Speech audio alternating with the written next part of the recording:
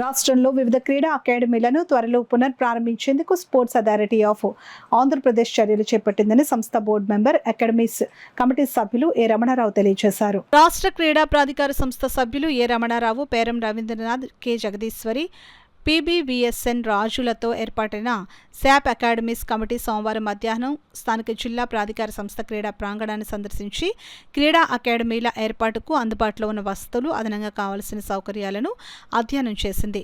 ఈ సందర్భంగా కమిటీ సభ్యులు డిఎస్సీ కార్యాలయంలో మీడియా ప్రతినిధులతో సమావేశం నిర్వహించి తమ పర్యటన వివరాలను తెలియజేశారు. ఈ సందర్భంగా కమిటీ సభ్యులు ద్రోణాచార్య అవార్డు గ్రహీత ఏ రమణారావు మాట్లాడుతూ కోవిడ్ సంక్షోభం, నిధుల కొరత కారణంగా రాష్ట్రంలో క్రీడా అకాడమీలు 2019లో మూతపడ్డాయని, రాష్ట్ర ప్రభుత్వం క్రీడల ప్రోత్సాహానికి అనుసరిస్తున్న విధానాలకు అనుగుణంగా క్రీడా అకాడమీలను తిరిగి పునరుద్ధరించేందుకు శాప్ చర్యలు చేపట్టిందని అన్నారు.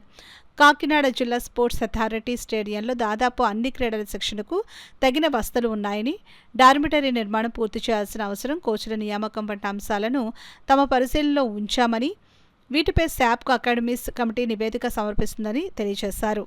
ఈ సందర్భంగా డిఎస్సీ సిబ్బంది వేతనాల కుదింపు, పెండింగ్ బకాయిల చెల్లింపు సమస్యలపై వినతిపత్రం కమిటీకి సమర్పించగా శాప్కు తెలియజేస్తామని, అలాగే పే అండ్ ప్లే విధానాన్ని రద్దు చేసి పేద క్రీడాకారులకు శిక్షణ వసతులు అందుబాటులోకి తెస్తామని కమిటీ సభ్యులు రవీంద్రనాథ్, జగదీశ్వరి, బుచ్చిరాజు తెలియజేశారు. ఈ సమావేశంలో డిఎస్డీఎస్ శ్రీనివాసరావు, డిఎస్సీ కార్యాలయ సిబ్బంది పాల్గొన్నారు.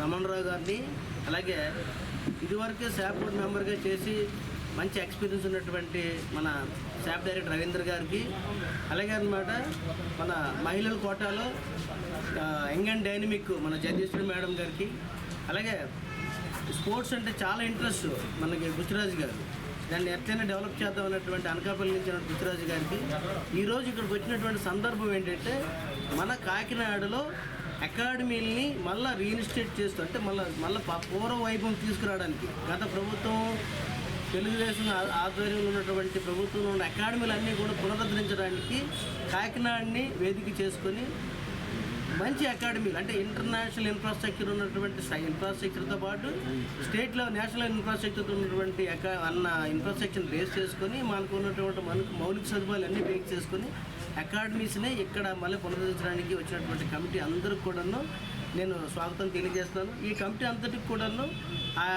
మన జూన్ గ్యాలియట్, special officer, sports officer, sports art of Andhra Pradesh వారు వీరందరికీ కూడాను తీసుకొచ్చి వారిని ఆమె తాలూకా సారథ్యంలోనే ఈ 2-3 జిల్లాలన్నీ కూడాను విజిట్ చేయించి బెస్ట్ ఏవైతే అకాడమీస్ ఎక్కడైతే పెట్టాలనుకుంటున్నారో ఆ అకాడమీస్ అన్నిటి కూడాను జూన్ గ్యాలెట్ గారు అనమాట ఈ టీం అంతా కూడా అకామిడేట్ చేస్తున్నారు.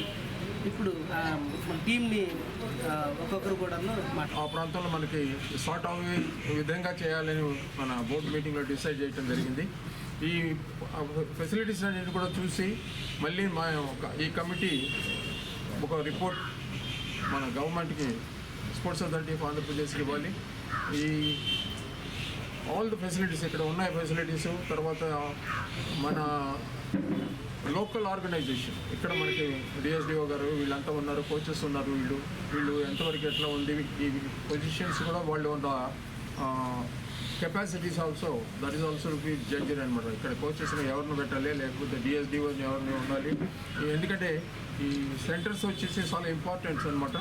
మనకి నేషనల్ లెవెల్లో ఆల్మోస్ట్ ఆల్ ద గేమ్స్ ఇక్కడ ఏ గేమ్స్ అయితే మనం అలర్ట్ చేస్తామో ఆ గేమ్స్లో కోచెస్ కానీ, లేకపోతే వీళ్ళు మనకి ఎంత బ్యాక్ అనమాట, మనకి result back to the government, ఇవన్నీ కూడా మనం పరిశీలించి then afterwards we want give the report and because the experts are there, those are there in the previous ఇయర్స్లో బోర్డు మెంబర్స్గా వర్క్ చేసిన వాళ్ళు మన రవీంద్ర గారు, అలాగే ఉన్న మన మై కొలీగ్స్ రాజు గారు, అలాగే మేడం గారు, వీళ్ళందరూ కూడాను ప్రతి విషయంలో కూడాను చాలా డీప్గా ఆలోచించుకొని తర్వాత మనకి ఎగ్జాక్ట్ రిపోర్ట్ మనం ఏదో ఎగ్జాజరేషన్ చేసి ఇక్కడ ఉన్న ఆ ఫెసిలిటీస్ ఉన్నాయి ఈ ఫెసిలిటీస్ అని కాకుండా ఇప్పుడు ఉన్న ఫెసిలిటీస్ ఇవి ఉన్నాయి, మనం ఏమి ఎక్స్పెక్ట్ చేస్తున్నామో, పిల్లలకి ఏమేమి కావాలి, ఇవి అన్నీ కూడాను థింక్ చేసేసి మనం అందరం కూడా డిస్కస్ చేసుకొని we'll have to give the report. That is the first aim of this visit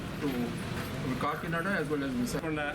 ఉన్న ఫెసిలిటీస్ని బట్టి మనం ఏం చేయగలమో యాక్చువల్ రిపోర్ట్ని మేమందరం పట్టుకెళ్ళి మా షాప్ చైర్మన్ గారు ఇస్తామండి. షాప్ చైర్మన్ గారి ద్వారా గవర్నమెంట్ తెలుద్ది. ఎట్టి పరిస్థితుల్లో కూడా 1 మంత్లో ఇవి స్టార్ట్ చేయని చెప్పి పట్టుదలతో ఉన్నామండి. మేము ఆ లైన్లోనే మేము ప్రయాణం చేస్తున్నాము. యాక్చువల్గా కాకినాడలో ఏమేమి ఉన్నాయంటే నాకు పూర్తి ఐడియా ఉందండి. కాకినాడ ఎప్పుడు వస్తూనే ఉంటాం మేము. ఎప్పుడు 2000 ముందు ఇక్కడ అకాడమీ కబడ్డీ ఖోఖో అకాడమీ ఉన్నప్పుడే దీంట్లో మా పిల్లలు 20 మంది ఆడపిల్లల ఖోఖోలు ఉంటే 14 మంది నా స్టూడెంట్స్ ఉండారండి ఇక్కడ దేవరపల్లి నుంచి. ఎప్పుడు వస్తుంటాం అన్ని ప్రతి అలాగే మొన్న వచ్చామండి నేషనల్ స్పోర్ట్స్ డేకి సంబంధించి గేమ్స్ పెట్టడం కూడా మేము వచ్చాము, అన్నీ చూసామండి. ఇది మా కొత్తది కాదు. కానీ కంపల్సరిగా మా సైనికులు ఏమన్నారంటే మీరు అణువు చూసి ప్రతి రిపోర్టు మాకు అందంగా ఇవ్వాలి, పర్ఫెక్ట్గా అని చెప్పడం వల్ల మళ్ళీ మేము విజిట్ చేస్తున్నామండి. యాక్చువల్ 2 ఫోన్లు చేస్తే శ్రీనివాస్ గారికి మాకు అన్నీ తెలిసిపోతుంది ఇక్కడ. కానీ మా ఉద్దేశం అది కాదండి. ప్రత్యక్షంగా మా టీం అందరూ చూసి యాక్టివ్ రిపోర్ట్ మనం చైర్మన్ గారికి ఇచ్చేసి ఇక్కడ ఏ గేమ్కి అవకాశం ఉందో అవి స్టార్ట్ చేస్తామండి.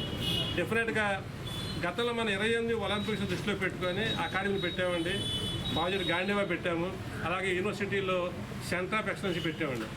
విదేశీ కోచ్లు కూడా వచ్చేసి అక్కడ కోచింగ్ ఇచ్చారు. తర్వాత మీకు తెలుసు రాష్ట్రంలో ఏం మార్పు వచ్చింది, అన్నీ ఎలా రద్దు అయిపోయినాయో అకాడమీలు సెంటర్ ఆఫ్ ఎక్సలెన్స్ అన్నీ కూడా రద్దు అయిపోయినాయి. అందుకని చెప్పి ప్రతిదీ కూడా ఇప్పుడు వాళ్ళ నుంచి మళ్ళీ స్టార్ట్ చేస్తున్నాము. దాంట్లో భాగంగా వచ్చామండి. వితిన్ 1 మంత్లో మీరు డెఫినెట్గా కాకినాడలో స్టేడియంస్ వస్తారండి. అది గ్యారెంటీ జరిగింది. ఈ రిపోర్ట్ మేము ఇవ్వాలి. ఈవినింగ్ కల్లా దీన్ని మేము ఏం చూసామో ఆ రిపోర్ట్ చేసి మేము షాప్కి పంపించి ఇక్కడ నుంచి మళ్ళీ మేము వైజాగ్ వెళ్తామండి.